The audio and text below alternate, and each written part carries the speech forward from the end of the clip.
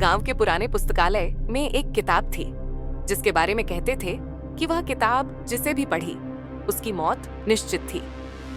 इस किताब को मौत की किताब के नाम से जाना जाता था।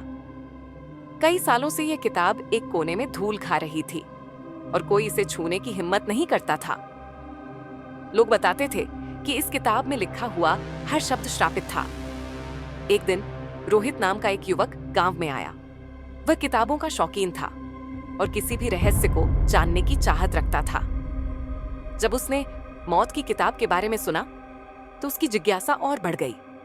उसने गांव वालों की चेतावनियों को नजरअंदाज किया और उस पुस्तकालय में गया जहां वह किताब रखी थी। पुस्तकालय में प्रवेश करते ही एक अजीब सा सन्नाटा था। रोहित ने चारों ओर देखा और अंत में उस किताब को ढूंढ निकाला।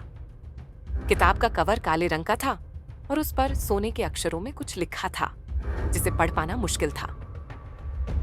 रोहित ने बिना समय गंवाए किताब खोली और पढ़ना शुरू किया।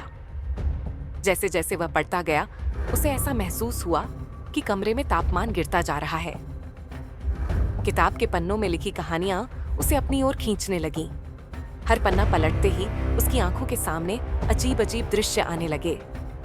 वह देख सकता था कि किताब में जो भी लिखा है वह उसके सामने घटित हो रहा है। अचानक रोहित को लगा कि कोई उसके पीछे खड़ा है। उसने पीछे मुड़कर देखा लेकिन वहां कोई नहीं था। उसकी धड़कन तेज हो गई पर उसने किताब पढ़नी जारी रखी।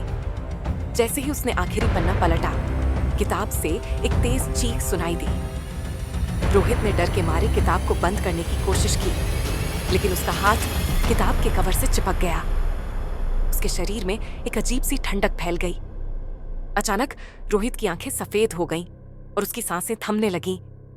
कुछ ही पलों में वह जमीन पर गिर गया। अगली सुबह पुस्तकालय का दरवाजा खुला मिला और रोहित की लाश किताब के पास पड़ी थी। गांव वालों ने देखा कि रोहित की आंखें सफेद हो चुकी थीं, जैसे उसने कुछ भयानक देखा हो।